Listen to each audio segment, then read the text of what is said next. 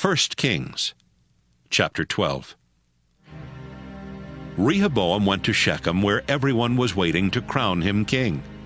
Jeroboam, son of Nebat, heard what was happening, and he stayed in Egypt, where he had gone to hide from Solomon. But the people from the northern tribes of Israel sent for him. Then together they went to Rehoboam and said, "Your father Solomon forced us to work very hard. But if you make our work easier, we will serve you and do whatever you ask." "Give me 3 days to think about it," Rehoboam replied. "Then come back for my answer." So the people left. Rehoboam went to some leaders who had been his father's senior officials, and he asked them, "What should I tell these people?" They answered, "If you want them to serve and obey you, then you should do what they ask today. Tell them you will make their work easier." But Rehoboam refused their advice and went to the younger men who had grown up with him and were now his officials. He asked, "What do you think I should say to these people who ask me to make their work easier?" His younger advisers said, "Here's what we think you should say to them. Compared to me, my father was weak. He made you work hard, but I'll make you work even harder. He punished you with whips, but I'll use whips with pieces of sharp metal." 3 days later, Jeroboam and the others came back. Rehoboam ignored the advice of the older advisers. He spoke bluntly and told them exactly what his own advisers had suggested. "My father made you work hard, but I'll make you work even harder. He punished you with whips, but I'll use whips with pieces of sharp metal." When the people realized that Rehoboam would not listen to them, they shouted, "We don't have to be loyal to David's family. We can do what we want.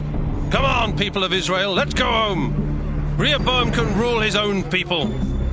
Adoniram was in charge of the forced labor, and Rehoboam sent him to talk to the people, but they stoned him to death. Then Rehoboam ran to his chariot and hurried back to Jerusalem. So the people from the northern tribes of Israel went home, leaving Rehoboam to rule only the people from the towns in Judah. Ever since that day, the people of Israel have opposed David's family in Judah. All of this happened just as the Lord's prophet Ahijah had told Jeroboam. When the Israelites heard that Jeroboam was back, they called everyone together. Then they sent for Jeroboam and made him king of Israel. Only the people from the tribe of Judah remained loyal to David's family. After Rehoboam returned to Jerusalem, he decided to attack Israel and take control of the whole country. So he called together 180,000 soldiers from the tribes of Judah and Benjamin. Meanwhile, God told Shemaiah the prophet to give Rehoboam and everyone from Judah and Benjamin this warning.